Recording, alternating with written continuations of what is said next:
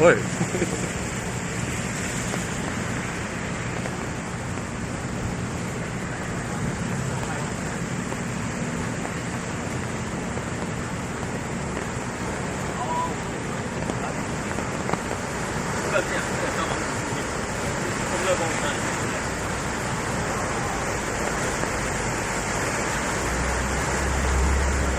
台北市积水，你不会出席参会吧？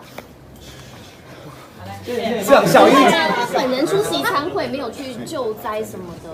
那我跟你讲，其实我跟你讲，最好的团队，就照 SOP 走，下雨多少启动。我倒讲哦，我们这个我也知道哦，这个叫救灾政治学，就是，但是我以前在台大当老师的时候，我很不喜欢哦，跟我的学生在开导的时候站在他后面看，意思就是说，其实照 SOP 走嘛，我们当主管的是指挥，你知道吗？但是是不是一定要主管？老实讲，如果我们这种台北市强将，第一个要坐镇在那个是消防局局长是在紧急应变中心，他是坐镇。那上面有那个我们5级长官有排班，有6人在排班。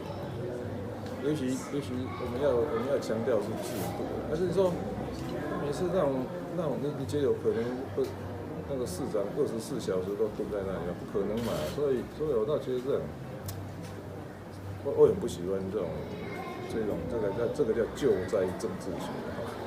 那个我是慢慢被训练到说好了，就是从属你知道，但是在我心里面想的说，其实文明的国家你知道，应该还是制度比姚地明批你说是忘恩负义，因为2014年白色力量这个口号还是蔡英文帮你想，蔡正宜的幕僚想，这句话你认同接受吗？是这样的哦，2014年的台北市的选举呢，如果民进党打得赢你是吧，他们不会让我选，所以他也是按照他当时他们的最佳的利益去决定，只是他们没有想到说柯德这个家伙呢不太听话。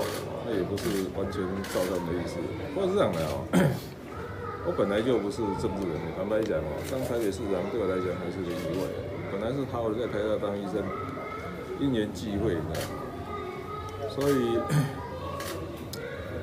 还是那一句话，你知道吗？今天这个白绿分手，也不是说人家批评你就一定是你的敌人。坦白讲，有时候还是要反省检讨，包括这前瞻计划怎么看都不对。另外一个就是说。台湾这种分成蓝绿的，只要是你们不是跟我同一边的，你知道吗？就很多这种小动作很多，然后就是这个，但是我相信过去20年来，尤其从1996年以后，就开始在2000年到现在，整整大概20年，大概台湾的政坛都是这样，但是这不是一个正常国家该有的现象。那所以像姚立明的那些批评，其实要说忘恩负义，你知道吗？没有，我也反省我这几天有时候讲话太凶了。我昨天回去都说，我明天不要再骂人了。你说姚立明说讲到忘恩负义那4个字，我就实在是差点就，我要克制自己了。欢迎你们想讲什么？草包，所以来想讲什么？没有啦，这常是这样啦，羞妈不，我妈妈每次都跟我说，羞妈不好为的。你骂人，你知道？你骂人，自己骂人的自己都忘掉，就被你骂的话20年都没忘掉，所以。